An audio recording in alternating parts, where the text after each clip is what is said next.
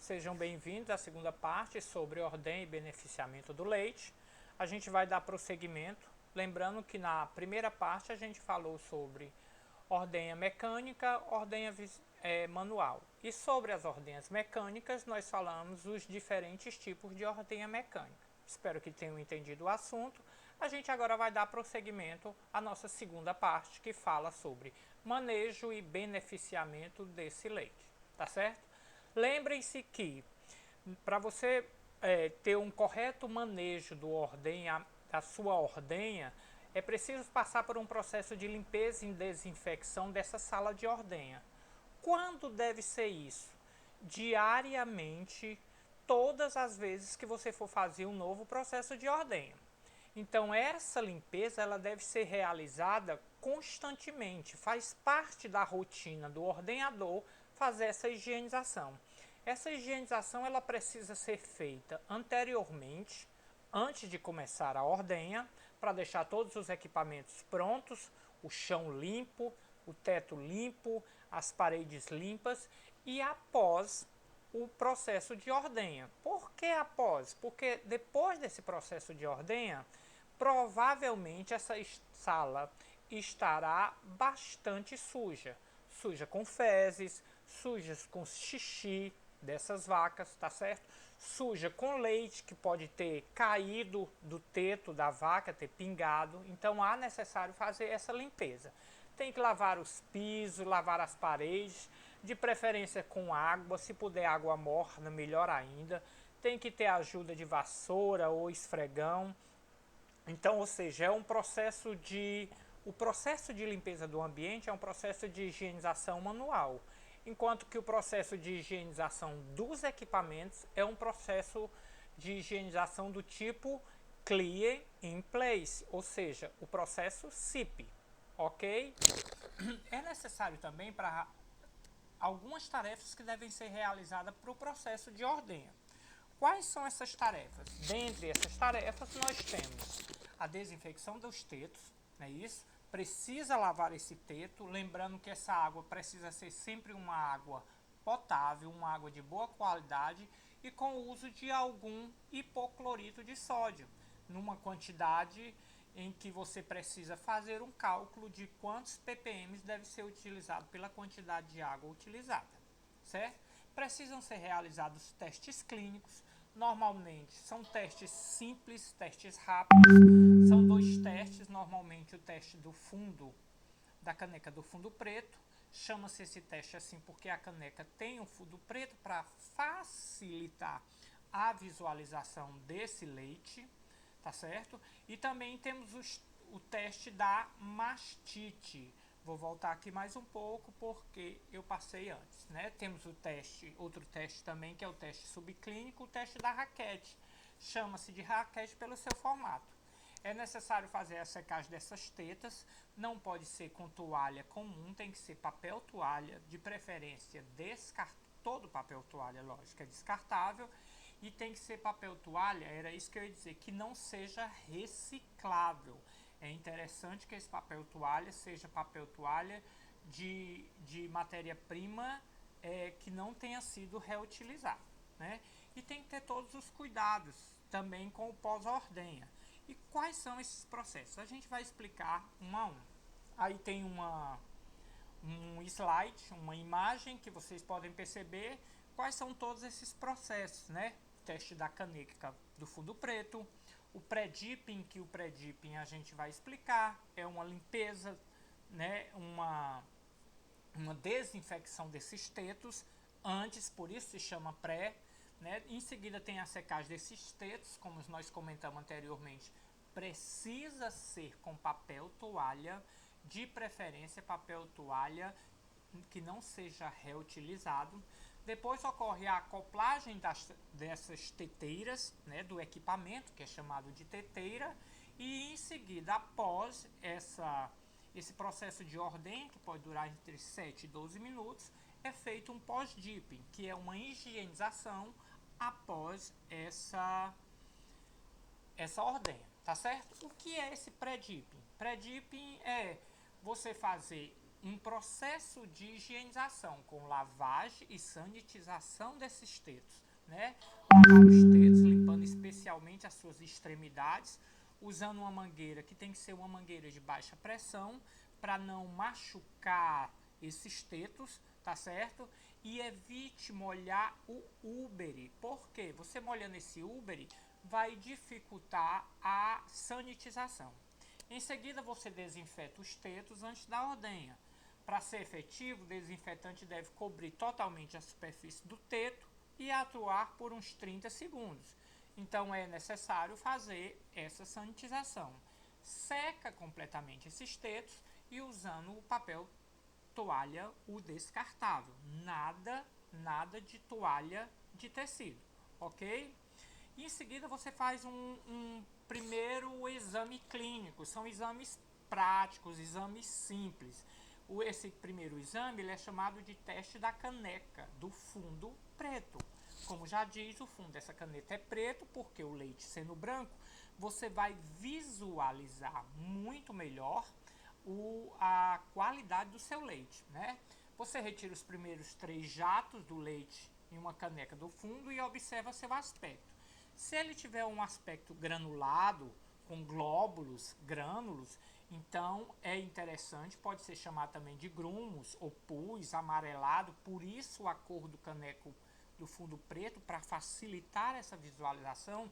Então é um sinal que esse teto, né, esse úbere, ele está com alguma infecção. Normalmente chamada essa infecção de mastite, tanto pode ser clínica ou subclínica. Se ela foi detectada nesse teste, então normalmente é considerada uma mastite clínica. A outra é chamada de mastite subclínica, que é o teste da raquete, também chamado de CMT, né? Então é um utensílio, um equipamentozinho com 4, como você está vendo na foto aí, né? Como você está vendo nessa foto, é um equipamentozinho com 4 espaços, onde você coloca uma solução de CMT, né? E em seguida você dá uma xiringada, né? Com o leite para saber a possibilidade, para ver o resultado desse teste. Caso tenha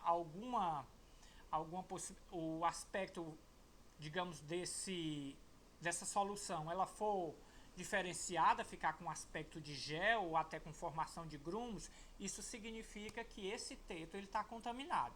Lembrando que se um teto da vaca está contaminado, dentre os 4 que ela tem, essa vaca ela tem que ser retirada para o processo de cura. Ela precisa entrar para um tratamento com antibióticos e tudo mais, ficando impossibilitada de ser colocada para ordenhar.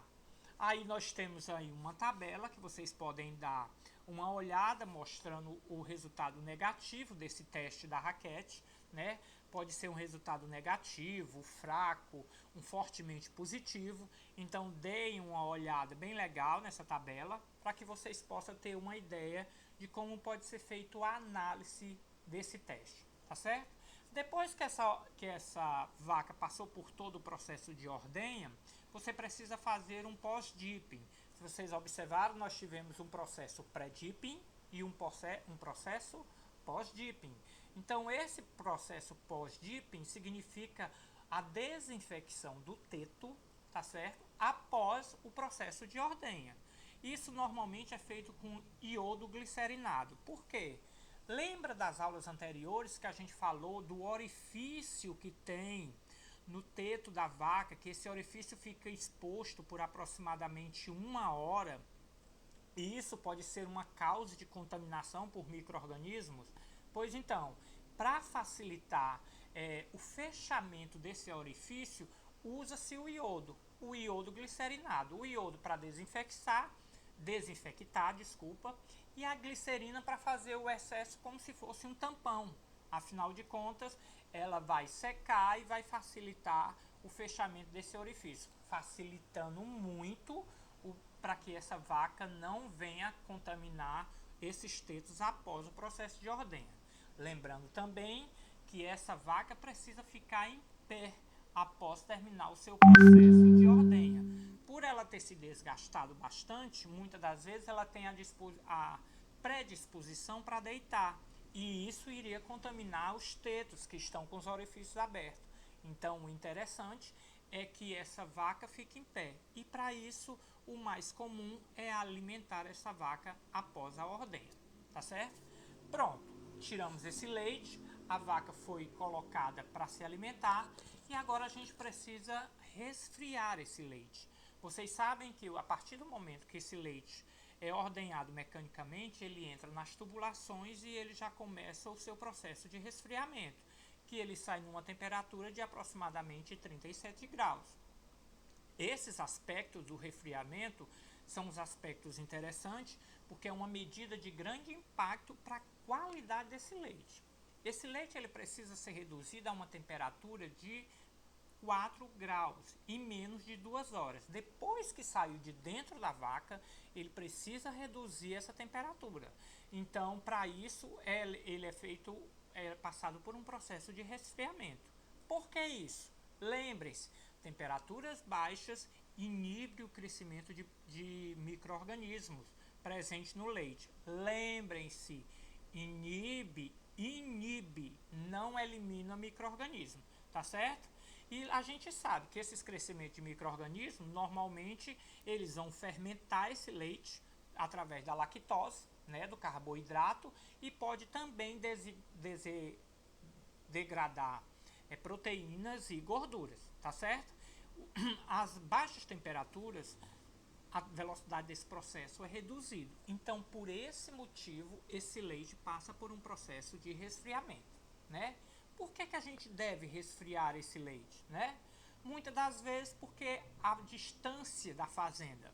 Normalmente, quando há uma região que está distante da indústria leiteira, se fazem, né, o acúmulo desse leite através de tanques resfriadores, tá certo?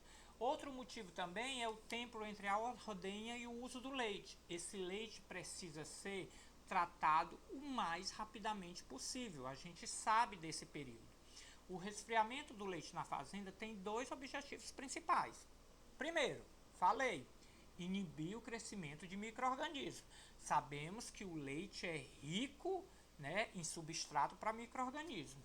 E o outro é prolongar o armazenamento na fazenda para diminuir os custos de transporte. Porque eu não posso estar levando de pouquinho em pouquinho esse leite. Então, o ideal é que eu resfrie esse leite numa grande quantidade e em seguida faça esse transporte, tá certo? E esse resfriamento, normalmente, ele acontece aonde? Acontece nos tanques de resfriamento, ok?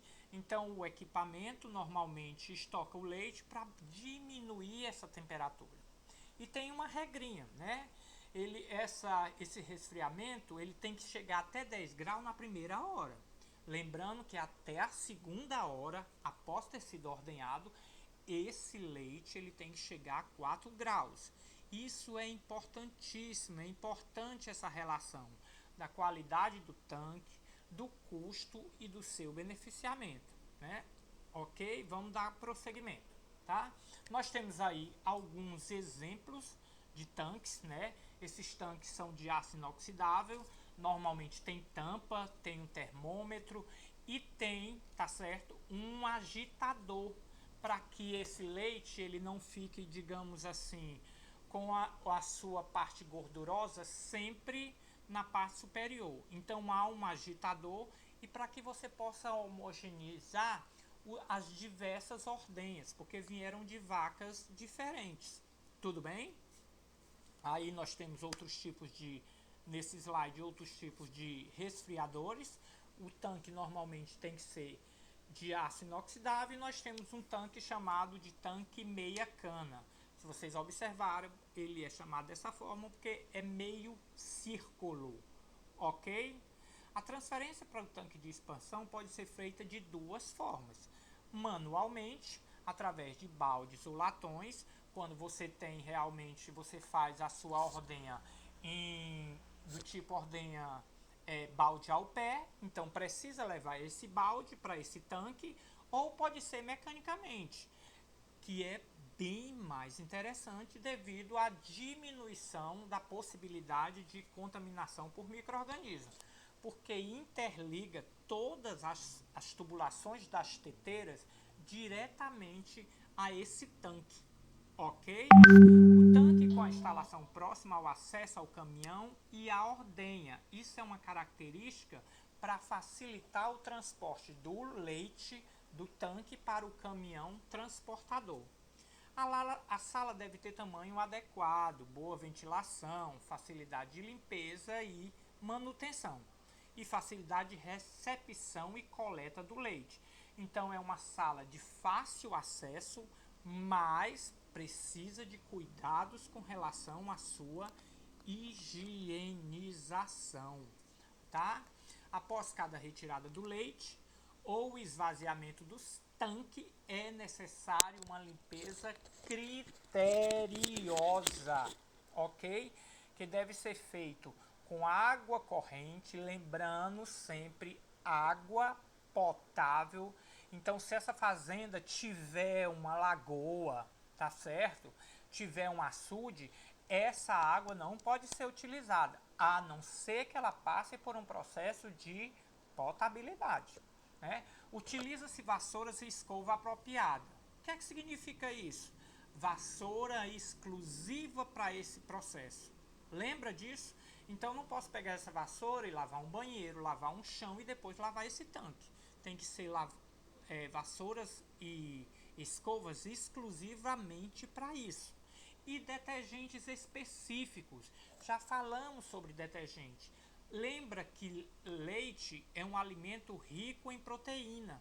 Então seria melhor utilizar detergentes que tivessem a disponibilidade ou a facilidade de remoção de proteínas, ok? Limpe o tanque com uma solução de água e detergente apropriado para essa limpeza. Preste atenção às tampas e juntas de borracha. Limpe a válvula com a escova e verifique o estado das juntas de borrachas. Então, são muitas as peças, ok? Muitas as peças que estão envolvidas nesse processo de higienização. Observem essa ilustração que aqui nós mostramos algumas dessas localidades. Então preste atenção a válvulas, a tampa, ao agitador. Tem que ter muito cuidado para que não possa molhar o motor, tá certo? Essa parte não pode ser felizmente lavada, mas tem que ter muito cuidado com esse processo de higienização. Aí está a ilustração, vocês podem ver alguns desses locais que foram citados para que possam fazer uma higienização correta, ok? Essa parte de baixo é o tubo de conexão, tá certo? Para você colocá-lo, o conector aí, e transferir diretamente para o carro transportador, tá certo? Certifique-se de que haja alimentação suficiente de ar fresco, porque precisa circular ar nesse ambiente para que não haja contaminação de micro-organismos. Remova pó, feno, teias de aranha, todos esses são contaminantes. Lembra, macro sujidades precisam ser removidas, tá? Outro cuidado que deve ser dito mais uma vez é com relação ao seu motor, ok?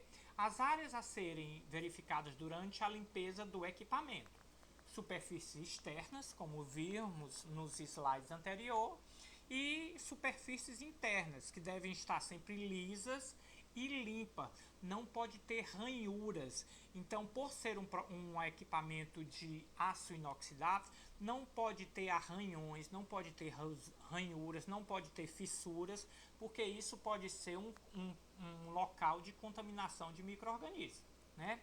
Locais escuros, onde a água se misturou com gordura e ficou em gotas, isso deve ser retirado. Deve ser feita uma higienização correta na pá agitadora, ok? Como você vê nessa ilustração que está no nosso slide.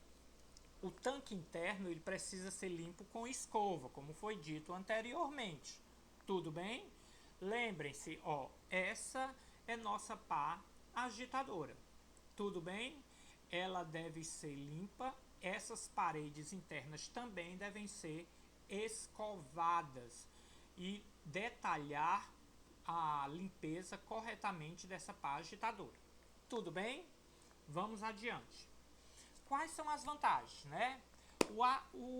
Uma vantagem do aço inoxidável: não enferruja, fácil de limpar, fácil de montar, dificilmente arranha, a prova de choque e a prova de ácidos. Ok? As vantagens de ter um tanque sintético: é mais leve, é fácil de montar, a prova de choque e a prova de ácidos. A desvantagem é que um tanque sintético ele arranha com mais facilidade, ele é mais caro e difícil de fazer a sua limpeza. Gente, é isso por hoje. Então nós vimos aí, na aula sobre ordenha, nós vimos os tipos de ordenha, nós vimos ordenha manual, ordenha mecânica e vimos aí procedimentos que a gente precisa ter de cuidado, de higiene com relação a esse leite que foi retirado da vaca. Um cheiro para todo mundo e valeu! Mais uma aula concluída!